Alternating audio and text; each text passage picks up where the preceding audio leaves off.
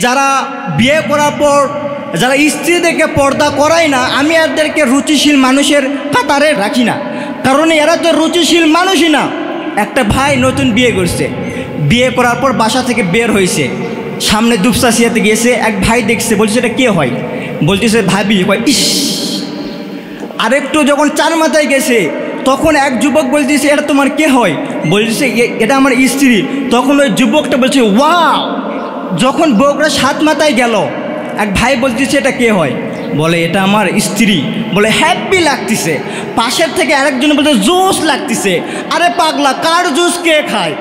এরা তো রুচিশীল মানুষই না, কারণ আপনি নিজে বিয়ে করেছেন, আপনার বইয়ের হক, আপনার বইয়ের সৌন্দর্য আপনি দেখবেন। আপনার বইয়ের সেন্সিটিভ জায়গা দেখে মানুষ কোতাকুতি করে, আপনার লজ্জা লাগে না? আপনি বেহায়া বেশরূপ, রুচি বলতে আপনার কিচ্ছু নাই। আল্লাহ রাব্বুল আলামিন কুরআনুল কারীমে বললেন ওয়া ইয়াউমা ইউহশারু আ'দাউল্লাহি ইলান নারি ফাহুম ইউজাউন হাত্তা ইযা মা জাউহা শাহিদা আলাইহিম সামউহুম ওয়া আবসারুহুম ওয়া জুলুদুহুম বিমা কানু ইয়ামালুন।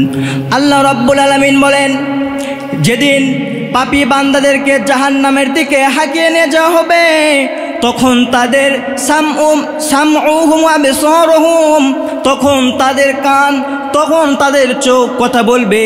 শুধু চোখ কান নয়, তাদের ওয়াজুলুদুহুম, তাদের এই চামড়া কিন্তু কথা বলবে। এই চামড়া কিন্তু কিয়ামতের দিন আপনার বিরুদ্ধে কথা বলবে। এই চামড়া আমরা শীতের সময় এত দামি দামি ব্র্যান্ডের লোশন ইউজ করি, গোসলে গিয়ে এত ঘষাঘষি করি, কিন্তু কিয়ামতের দিন এই চামড়া কিন্তু আমার আপনাদের কথা মানবে না।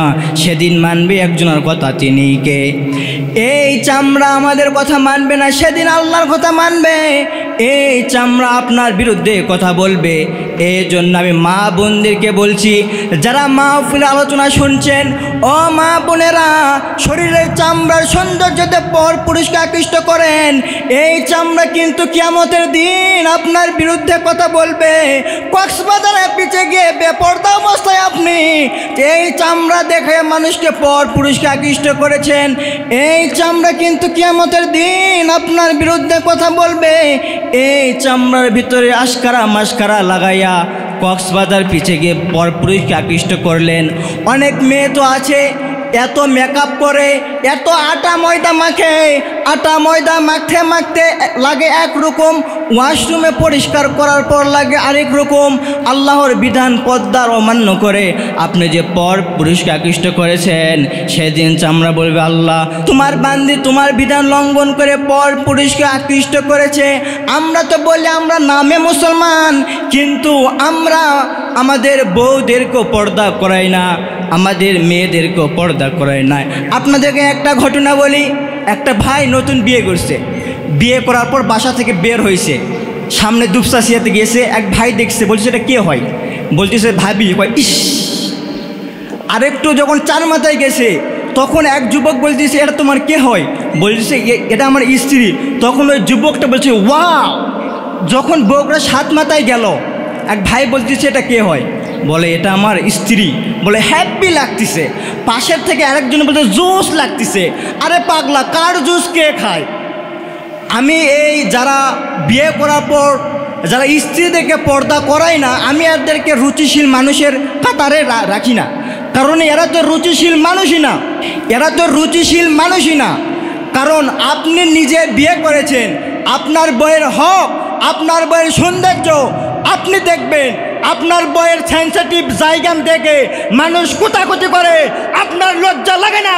আপনি বেহায়া বেশরূপ, রুচি বলতে আপনার কিচ্ছু নাই। কথাটা মনে হয় একটু কঠিন হয়ে গেল, তবে এদেরকে এভাবে বলা উচিত। আপনি রুচিশীল মানুষই তো না, আপনি রুচিশীলদের কাতারেই নাই, কারণ আপনার নিজের বইয়ের সৌন্দর্য আপনি বিয়ে করেছেন, আপনার হক আপনি দেখবেন। আপনি মানুষকে দেখে পর পুরুষকে আকৃষ্ট করান, আপনি রুচিশীলের মানুষের ভিতরে না। রাসূল কারীম সাল্লাল্লাহু আলাইহি সাল্লাম বলেছেন, শেষ জামানায় নারীরা এমন হবে, তারা বেঢংভাবে চলাফেরা করবে, পর্দার নামে বেঢংভাবে চলাফেরা করবে, পর্দা করবে, কিন্তু শরীরের সেন্সিটিভ জায়গাগুলো দেখা যাবে। এই জন্য রাসূল করিম সাল্লাল্লাহু আলাইহি সাল্লাম বলেছেন, তোমরা পর্দা করো। আল্লাহ রাব্বুল আলামিন বলে পর্দা করো। আপনাদেরকে একটা ছোট্ট একটা উদাহরণ দেই। এক ব্যাককল এক গ্রামে চুরি বেড়ে গেছে। চুরি বেড়ে যাওয়ার পর ওই ব্যাককল করছে কি, দরজার ফুক। দরজার ফুক চিনেন আপনারা? আপনাদের এদিকে কি কয়? দরজার শিকল না কি কয় এদিকে বগুড়ায়? দরজার ফুক। ফুক লাগানো ছিল একটা। ওই ব্যাককল করলে কি, যেহেতু গ্রামে চুরি বেড়ে গেছে এই জন্য 4টা ফুক লাগালো, আর শোয়ার সময় জানলাটা খুলে দিল। তাহলে যদি ওই রাতে শোয়ার সময় দরজা লাগাইয়া দিয়ে জানলা খুলিয়ে দেয়, তাহলে চুরি হওয়ার সম্ভাবনা আছে না নাই? তেমনইভাবে নারীরা যদি পর্দা করে আর যদি মুখ যদি খোলা রাখে, তাহলে এত ফাসাদ সৃষ্টি হতে পারে। কারণ মুখ হচ্ছে সৌন্দর্যের রাজধানী। আমাদের বাংলাদেশের রাজধানীর নাম ঢাকা, আর মহিলাদের সৌন্দর্যের যে মুখ হচ্ছে, এটা হচ্ছে তাদের রাজধানী।